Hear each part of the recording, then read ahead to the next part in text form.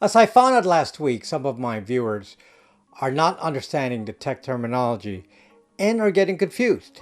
Now, to be frank, even if you don't understand what some of the tech terms mean, it doesn't change the conclusions or the approach, which I often explain in simple terms. This video will be a little different. I'm going to teach you all of a very basic approach that can protect your privacy, and I will call it partitioning. And we will discuss this partitioning as it relates to identifiers such as our email, our phone numbers, IP addresses, and the fingerprint of our devices. What we will be partitioning are separate aspects of our lives like work, personal, social media. Partitioning means putting a wall between these activities to prevent crossover of information. That crossover of information is important to those who want to breach our privacy. And one of the biggest opposition of ours is the big tech products we use daily. I will keep this very non-technical, but retaining your privacy is complicated. It requires you to think like a spy or detective, and I will focus on this partitioning project with that kind of imagery. Much of what I will say will not be obvious, even though you think you might know what this topic is about. So stay here and listen. It will challenge your brain a little.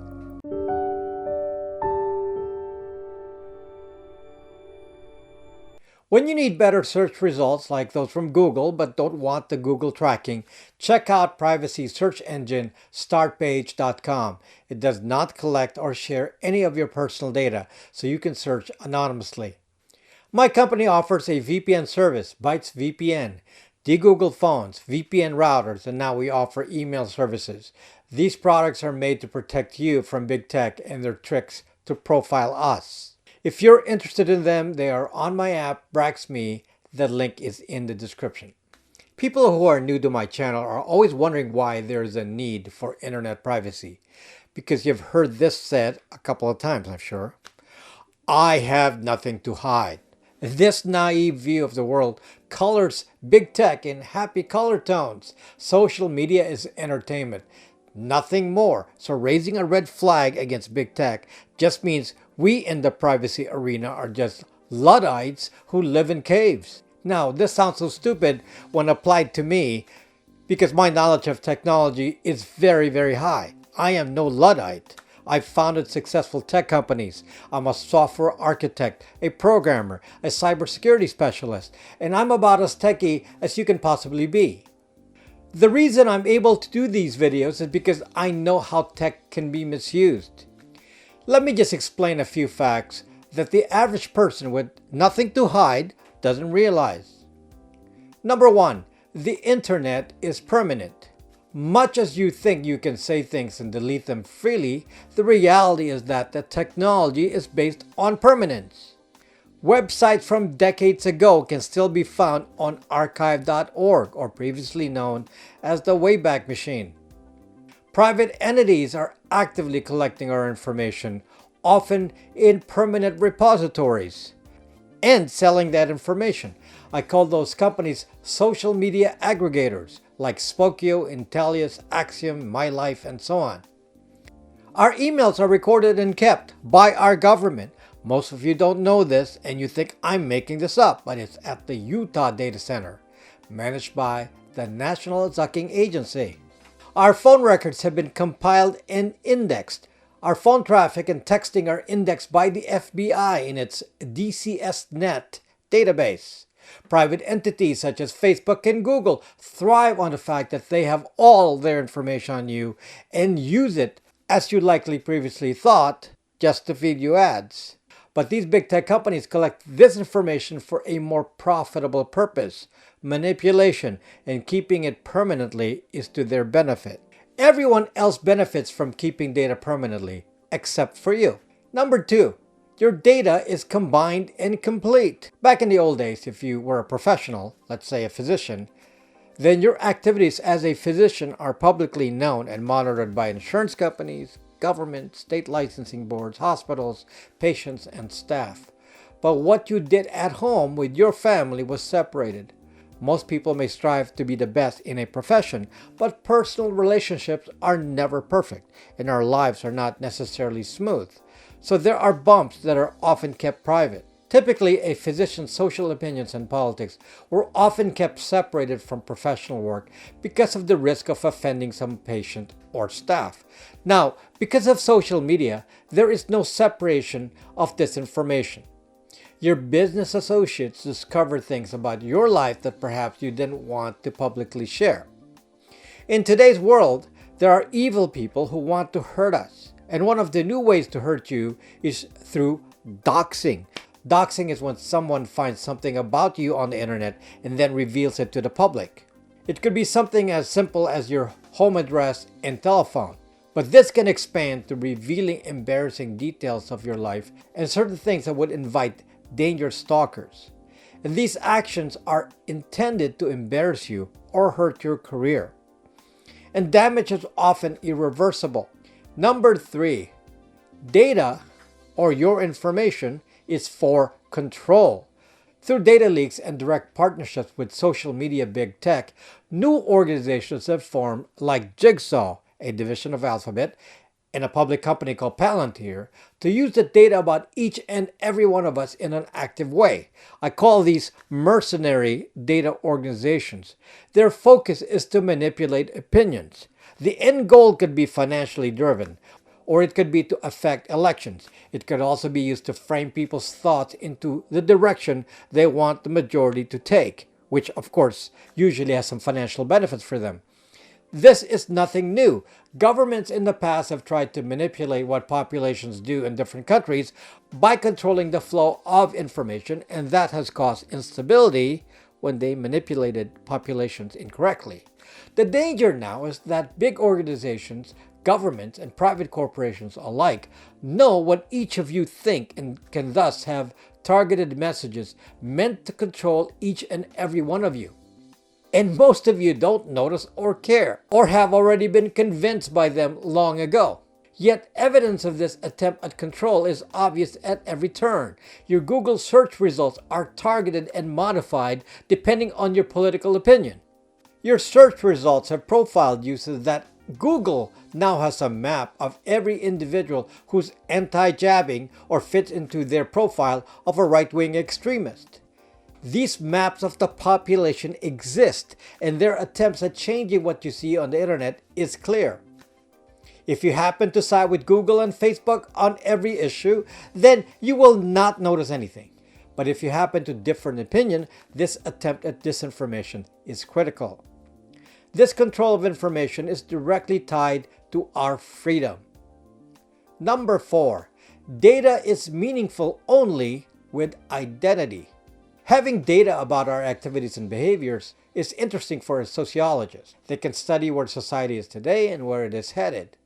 But that in itself is not dangerous. What is different today is that these activities, behaviors, and thoughts are now matched to each of our identities. And that, folks, is the crux of the privacy problem. As long as the data can be attributed to each and every one of us individually, we can be direct targets of big tech, of governments, of Doxxers. Internet privacy is about understanding the main threats I've mentioned and planning on beating them. Privacy against big tech means the approaches require us to do things in the tech world, since that is what is used against us. It doesn't mean we have to understand complex technology, but to understand the smart choices, we need to turn big tech into nothing more than a paper tiger. There are no easy answers because the tech opposition looks for ways to hack into our lives, and we have to employ techniques to stop this hack. So that's the big picture of the problem. Let's get down to the big picture solution. As I've already said, it really isn't so much of an issue that our data is out on the internet and is permanent. Unfortunately, we have no means to control that unless we turn into real Luddites. But as I have analyzed this over time, I've determined that the real issue is matching the information about you to an identity. The internet might know that Dr. Hernandez is a great cardiologist. Lots of press reports and even peer-reviewed studies confirm that. They will know he lives just because of property records and mortgages. Latino Voice will be known as an aggressive political activist on Twitter with very strong political views. Big 88 is really big on discussing classical piano on the piano forums and is known for being cocky, rude, and demeaning to piano beginners. So a lot of people on there dislike him. Tom Hernandez is a very active volunteer at his Catholic church where he heads the financial committee, and he is ruthless at financial details. Frank Hernandez is Tom's brother. Frank is the bad sheep of the family and is always doing sketchy things. Recently, he was arrested for fraud, and this was published in a local paper. The two are connected on Facebook. Now, what is interesting about these profiles I just gave is that these are all one person. If the internet knew Tom Hernandez as several people, you will see that the value of the data diminished. For example, his occupation would already reveal his financial status, but his political beliefs, religious beliefs, and other activity wouldn't match it to something that big tech or even a doxer can utilize if the identities were all separated. His brother's misdeeds would not be a cause of shame. Putting a wall between your different identities will basically increase your privacy geometrically between each different piece of data. Not having a wall can cause you great harm.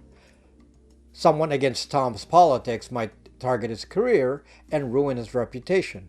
Knowing his family and where he lives, someone might reveal some bad stories about his divorce, or maybe problems of his children, or siblings going to jail for fraud. Since we never know what will happen in the future, protecting our identities so that limited information is available within each part of our lives will become a key part of preventing any future impact on us. How is identity derived? In the government world, our identity is known by our home address, our real name, our social security number, birth date, and our phone number. This is also collected by the credit agency, so it is available outside of government. Unfortunately, our true identity with everything I said is available in public records on the internet, with the exception of your social security number, which is restricted to financial companies and medical facilities. So think of your real name, home address, and phone number as something easily available publicly. Even if I had parts of these, like a real name in a city, I could easily derive the rest of the data by searching the internet. This is what is obvious to all of you, I hope. If not, go search your name on the internet and see what you find out. Now let me tell you what's not obvious. What's not obvious is the contact list. This is what each of you put on your phones and computers, which has the information of each of your contacts. Often it will include a name, multiple phone numbers, an email, and sometimes a home address. This contact list has been uploaded by you and many of your friends probably to multiple social media platforms: Facebook, Google, LinkedIn, Apple, Yahoo, to name a few. This made a little interesting piece of data for big tech. Now they have received basically a free directory of the whole world. They can sort people by phone numbers, by email, by address, by name. Big tech can identify multiple phone numbers, nicknames. And here's the worst part.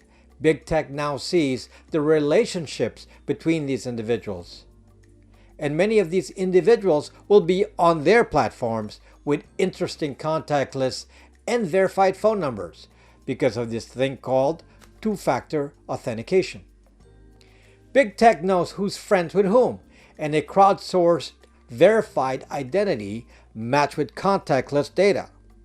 So if you think you're safe because you used a different name in your social media versus your real life name, then you are zucked because you weren't aware how far ahead big tech is.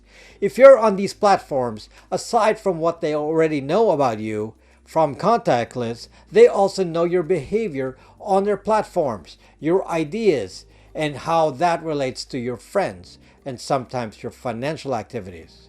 They also match that to other identifiers such as your IP address and location, emails, and so on.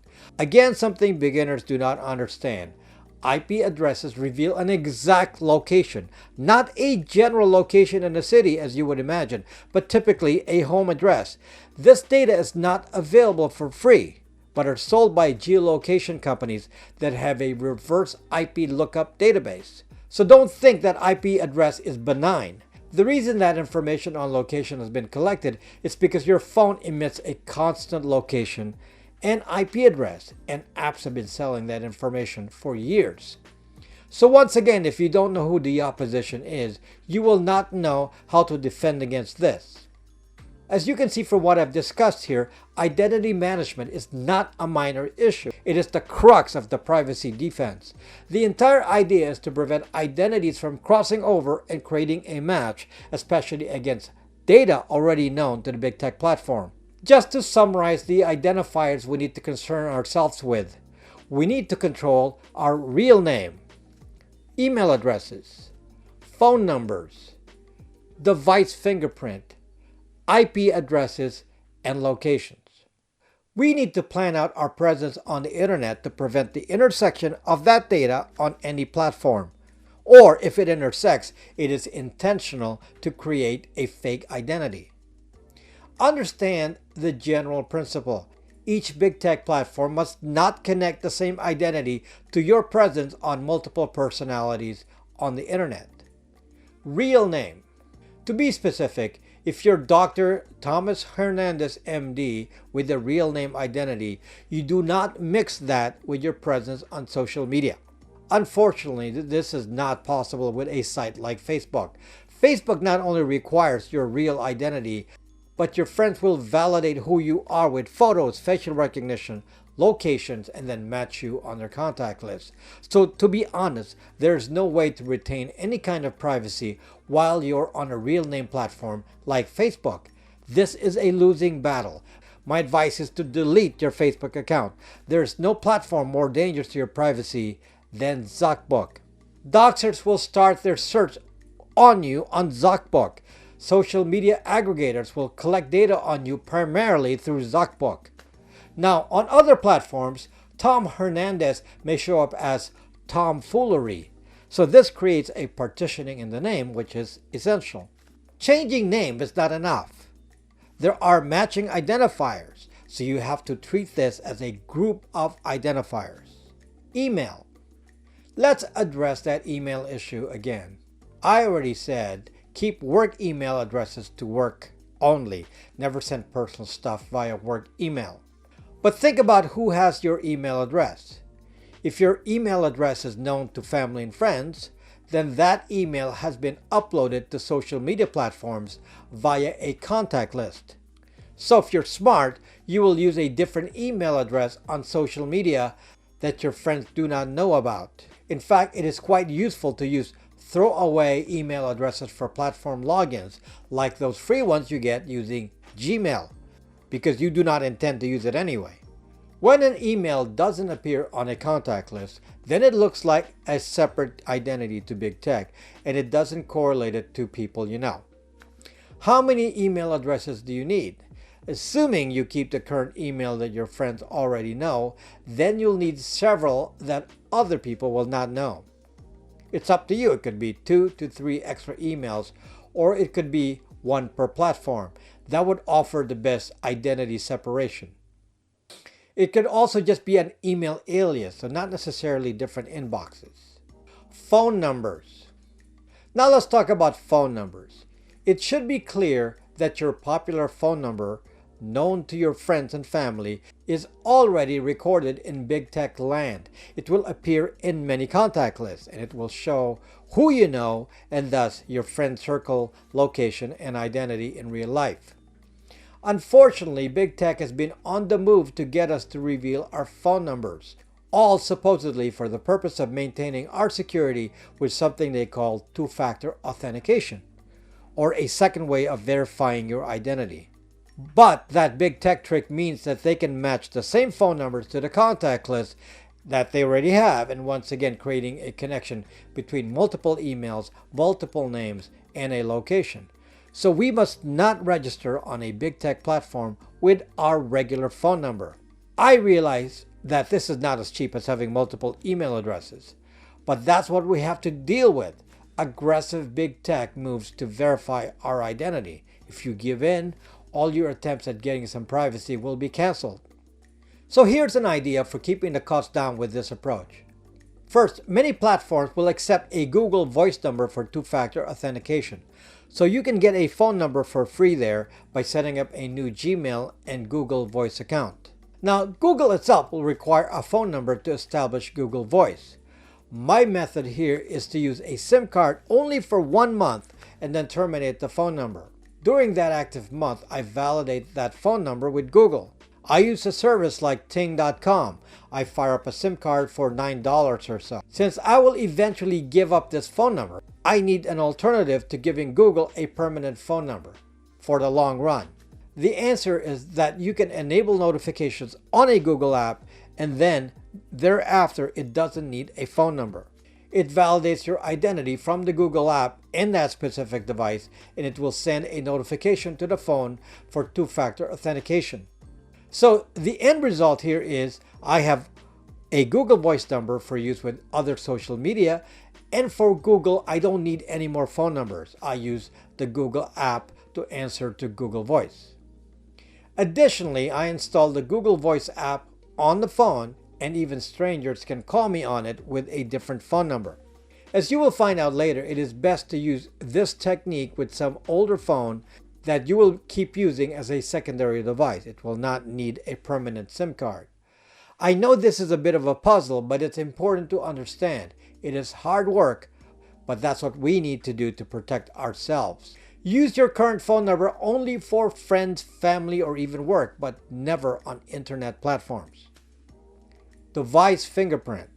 Now we get into another area I've discussed at length in many videos, the device fingerprint.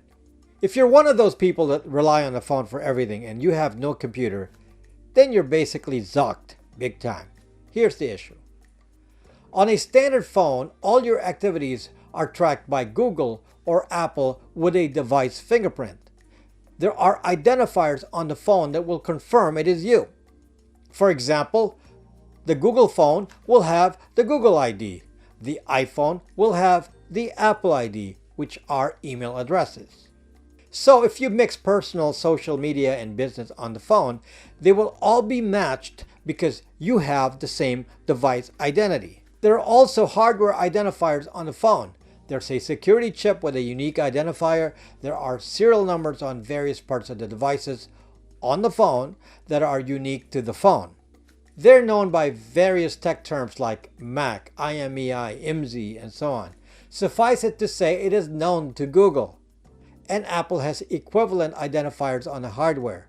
So not only do these platforms have your contact lists with emails, phone numbers, and addresses uploaded by your friends, these platforms know at all times what device you're using. What is the defense against extraction of a device fingerprint? Well, there's two. One is to use a computer instead. A computer will have an identity, but it is not long-term like a phone. And the identity is tied to the browser you use. So the computer solution is in a full video I call browser isolation. I won't re-explain that other than saying use multiple browsers since each browser is perceived as a different identity. The only defense currently against device fingerprinting on mobile is to use a de-Googled phone. I sell these in my store. These are basically phones that are Android, but Google has been removed from them. Because the Android version used, called Android Open Source Project or AOSP, does not have Google, there is no permission given to reveal the device identifiers. The phone also has no login to Google, so there's no Google ID. You can watch my many videos on the Google phones. But the point is, the phone appears generic to the various platforms. They know it's a phone, they even know the model, but they don't know whose phone it is. IP address and location. I've combined this next group of identifiers into one, IP address and location, because the point of one is often to pinpoint the other. An IP address is a threat if it's an identifier that sticks with you, but not if it doesn't. Let's say you're using your phone's LTE data plan. That data plan will have an IP address that will not be fixed. You're sharing a pool of IP addresses provided by your ISP, and the IP address will rotate to different users depending on who's using the internet. What this means is that your IP address in this situation is not an identifier. An IP address is only an identifier if it sticks with you for long periods of time, and after which other identifiers can be derived. So this threat is typically for the home DSL user. Your IP address hardly changes in a DSL internet connection. Now let me explain what happens. I already mentioned that apps track your location and corresponding IP address and then sells this. Even that simple Weather Channel app is actually owned by IBM and have been selling your location lucratively over the years. Many apps do this constantly. Next, let me tell you how this information is further collected. When your friends come to your house and borrow your Wi-Fi, they then use the apps that crowdsource your IP address, location, as well as cross-connect you with their identities on contact lists. At some point, the actual important value becomes the location and not the IP address. With an exact location, you obviously get the street address. And now you match street address with a real name. And the public databases spring into action on the internet with all the public records of lawsuits, mortgages, property, deaths, divorces, and so on. Now that becomes a match pair with your internet known location. So your exact location is one of the most closely guarded secrets on the internet. On a de-Googled phone, all you have to do is not give apps location permissions. But since the location can be sourced from other devices, not just yours, then the best way to prevent a match via IP address is to use a VPN. A VPN hides your IP address. Basically, you share an IP address with many hundreds of people typically, and this IP address can change. Because of this, an IP address from your VPN cannot be matched to any geographical location other than the location of the VPN server. So let me summarize the defenses for our privacy. Number 1, do not use real names on the internet or join platforms that require a real name. Number 2, have multiple emails. Partition your emails by identity. Number 3, have multiple phone numbers. Partition your phones for real use versus internet platforms. Number 4, eliminate a device fingerprint, and you do this by using a de-Googled phone. Number 5, use a VPN when at home. This will keep your IP address and location private. I'm on the platform Odyssey.com. I'm now one of the top creators on there, in the top 10 right now. Just in case I get the platform, please follow me there using the link in the description. I want to announce that starting in mid-October 2021, my company will be offering email services so you can finally keep your email from being read by big tech. This offering will be in 2 flavors. One is a standard email service on our servers with privacy features. For example, it won't share your IP address when you send an email, which it does today. And second, we will have a service where we set up your own hardened Linux mail server which you own, so you have sole access to your inbox. You will find these and can discuss these on my platform BraxMe. If you enjoyed the video, please click on that subscribe button and hit that notification bell. Special thanks to my Patreon supporters. I appreciate it. Thank you for watching and see you next time.